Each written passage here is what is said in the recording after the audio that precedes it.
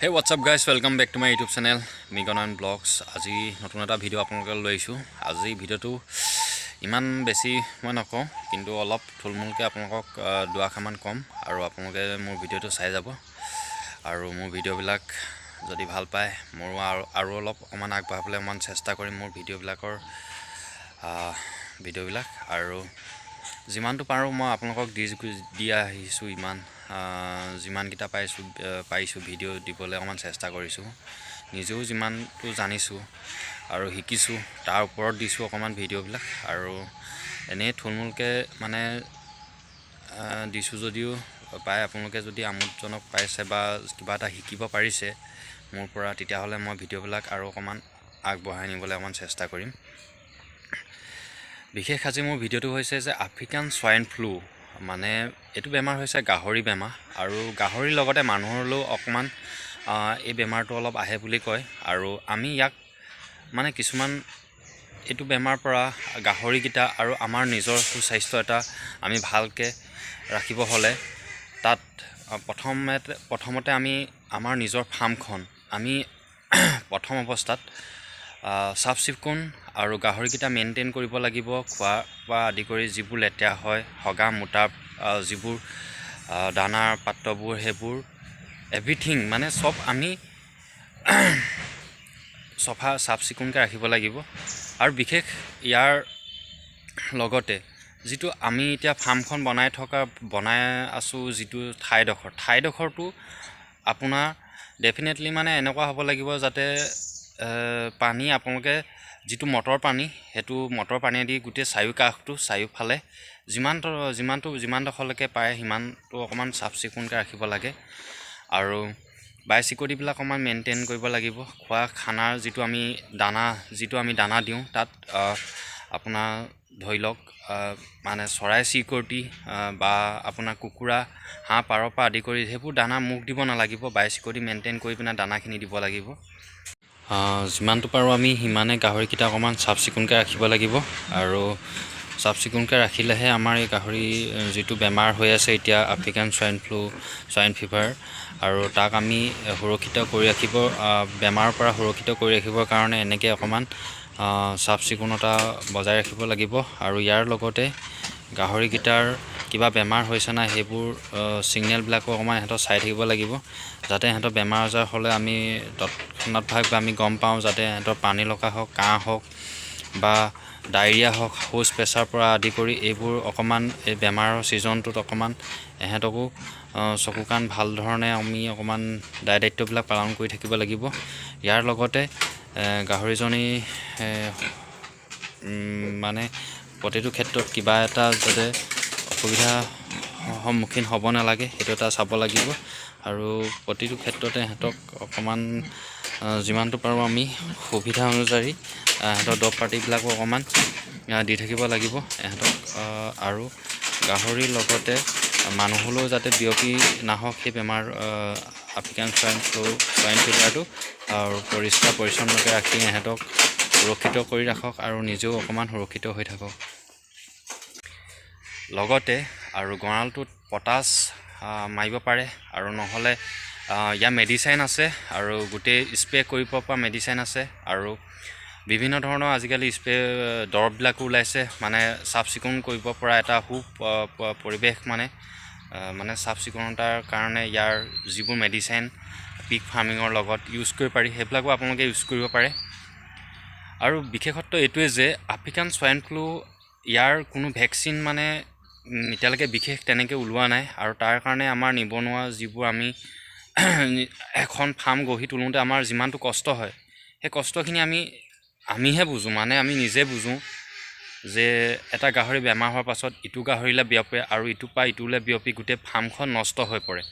তাৰ ফলত আমি সেই কষ্টখিনি যিমানটো কৰি ইমান দিনে ইমান কষ্ট কৰি যিটো আমাৰ এতিয়া যে এনেকুৱা এটা হৈ যায় পৰিস্থিতি যে বেমাৰ আজাৰৰ ফলত যে আফ্ৰিকান সোয়াইন ফিভাৰ, যিটো এতিয়া আমাৰ সদ্যহতে বেমাৰ অসমত বুলিয়ে নহয় আফ্ৰিকাৰ যিটো আফ্ৰিকান সোয়াইন ফ্লু ফিভাৰ, আৰু এইটো মানে বেমাৰটো ইয়াৰ ভেকচিন ইতিমধ্যে ওলোৱা হোৱা নাই। আৰু যদি আমাৰ এই গাহৰি এই ভেকচিনবিলাক যদি আমাৰ প্ৰতিটো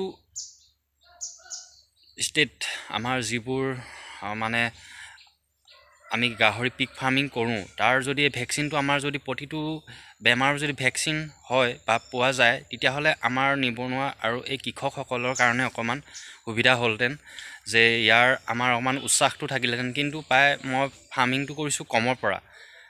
ইয়াৰ কমৰ পৰা কাৰণটো এইটোৱে যে মই মনতে ভাবোঁ কেতিয়াবা এইটো ইমান ডাউট দি নকওঁ যে বেমাৰ হ'ব যে মোৰ গাহৰিকেইটা ইয়াৰ ফলত মই মোৰ নিজৰ ছেফটিটো মই দিব নোৱাৰিম, কিন্তু মই যিমানটো পাৰিছোঁ এতিয়ালৈকে দি আছোঁ আৰু সুৰক্ষিত কৰি ৰাখিছোঁ মোৰ এই আফ্ৰিকান সোৱাইন ফ্লু ফিভাৰ বেমাৰটোৰ পৰা।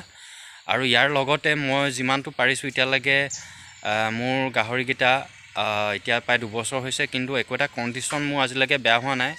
মই মোৰ ফালৰ পৰা কৈছোঁ যে এইটো মোৰ বেমাৰটো হৈ আছোঁ যদিও মই মানে ইয়াৰ ভিতৰখন মই আগবেলা পাছবেলা ঠাণ্ডা দিনতো মোৰ মানে পাছবেলা হওক আগবেলা হওক মই চাফ কৰি দিব লগা হৈ যায়, কাৰণ বহুত লেতেৰা হৈ যায় আৰু তাৰ ফলত যিটো গেছ ওলায় সেই গেছটোৰ ফলত গাহৰি নিজৰ এটা মানে গুণটো যাতে আমাৰ গাহৰিকেইটাৰ গাত লাগি নিজৰ যিটো শৌচ পায়খানা আৰু দিয়া দানাবিলাকৰ ফলত ইয়াৰ যিটো আমাৰ গেছ দুৰ্গন্ধ ওলায় সেইখিনি গাহৰিটোৰ গাতো নালাগক আৰু মানুহৰ গালৈও বিয়পি নাহক, তাৰ কাৰণে দুবাৰকৈ মই চাফ কৰি আছোঁ। আৰু বিশেষ এইটোৱে যে আমাৰ এই ভেকচিনটো আমি পৰাপক্ষত যদি এনেধৰণে ভেকচিনটো দিব নোৱাৰিলোঁ বা নাই বা উপলব্ধ নাই সদ্যহতে, তাৰ কাৰণে আমি নিজৰ পৰিৱেশটো সুৰক্ষা দি থ'ব লাগিব নিজকে। আৰু ইয়াৰ লগতে এই বেমাৰৰ পৰা আমি নিজকেও অকণমান সুৰক্ষিত কৰি ৰাখিব লাগিব, গাহৰিকেইটাকো ৰাখিব লাগিব। যথেষ্টখিনি আমি অকণমান কষ্ট আছে। বেমাৰ আজাৰ হ'লে গাহৰিকেইটা স্বাস্থ্য পাতিৰ লগতো বহুত কথা আহি পৰিব, খোৱা খাদ্যবিলাকো নিয়মিত দিব লাগিব। কিন্তু তাৰ উপৰিঞ্চি মই কোৱা ধৰণে এনেকৈ আপোনালোকে ৰাখিব লগা যিবোৰ নিয়ম আমি পালন কৰি যাব লাগিব আৰু ইয়াত ফাৰ্মখনৰ লগতে নিজকো অকণমান সুৰক্ষিত কৰিব লাগে। এতিয়া চাওক, আমি যেতিয়া ফাৰ্মখন মানে বনাওঁতে আমাৰ যিটো পৰিস্থিতিত আমি বনাওঁ যে প্ৰথম আমাৰ এটা গাহৰি দুটা গাহৰি লৈ পিনে আমি ইয়াত ফাৰ্মিং কৰিলোঁ প্ৰথম অৱস্থাৰ পৰা, তাত আমাৰ যিটো কষ্ট হৈ আহে সেই কষ্টৰ ফলত আমি কিবা এটা পাম বুলি ফল বা মানে প্ৰডাকশ্যনৰ কাৰণে কিছুমান আমি গাহৰি এনেকৈ লওঁ, কিন্তু তাৰ ফলত আমাৰ গাহৰি যিটো বেমাৰ আজাৰ হয়গৈ সেই বেমাৰ আজাৰ ফলত হোৱা এই ভেকচিনটো আমি উপলব্ধ নোহোৱাৰ কাৰণে আমাৰ ফাৰ্মাৰবিলাকৰ অকণমান অসুবিধা হৈ পৰে। আৰু প্ৰায় এতিয়া আমি এনেধৰণে আসামত যিকোনো এটা ডিষ্ট্ৰিক্টত হওক বা যিকোনো ষ্টেটত হওক কিন্তু উপলব্ধ হ'ব লাগে। আৰু ইয়াৰ কাৰণে অকণমান আমাৰ নিবনুৱাসকলৰ অকণমান উৎসাহটো আহিব লাগে যে ভেকচিনটো প্ৰদান হ'ব লাগে চৰকাৰৰ ফালৰ পৰা। আৰু এই ক্ষেত্ৰত আমি এইটোৱে বিচাৰোঁ, যিটো আমাৰ কৃষকসকলে আমাৰ বহুতে ভাল পায় পিক ফাৰ্মিং কৰিবলৈ, আৰু পিক ফাৰ্মিঙৰ লগতে আমি জীৱিকা উপাৰ্জনৰ কাৰণেও অকণমান পথ এটা বিচাৰি পাওঁ, আৰু অকণমান কষ্ট হ'লেও আমি কষ্টটো নেওচি আমি পিক ফাৰ্মিং কৰিবলৈ অকণমান চেষ্টা কৰোঁ। আৰু এই বেমাৰ আজাৰৰ ফলতে অকণমান আমাৰ মানে মানসিকতা অকণমান কিছুমান দুৰ্বল হৈ পৰে, কিছুমানৰ নপৰিব পাৰে যে অকণমান পাছলৈ আৰু অকণমান উৎসাহ থাকিব পাৰে। কিন্তু ডাঠি নকওঁ, কিছুমানৰ বহুতটা গাহৰি এখন ফাৰ্মত যদি 100টা গাহৰিও যদি মৰিবলৈ হয় যে বেমাৰ আজাৰৰ ফলত, তেতিয়া সেই ক্ষেত্ৰত কি হয়, আমাৰ ভেকচিন নোহোৱাৰ ফলত আমাৰ এই এনেকুৱা এটা পৰিস্থিতি হয়, সেই কৃষকজনে বা সেই ফাৰ্মাৰজনেহে গম পাব যে তেওঁ কিমান এটা মনত দুখ পাইছে। কিন্তু আমি চৰকাৰক এইটোৱে অনুৰোধ কৰোঁ যে আমাৰ ভেকচিন প্ৰদান কৰিব লাগে। যে এতিয়া গাঁৱে গাঁৱে আমাৰ ভেকচিন প্ৰদানৰ বাদ দি আমাৰ গাঁৱে কি কৰিছে, এতিয়া মানে গাহৰিবিলাক গাঁৱে আমাৰ মাৰি দিছে।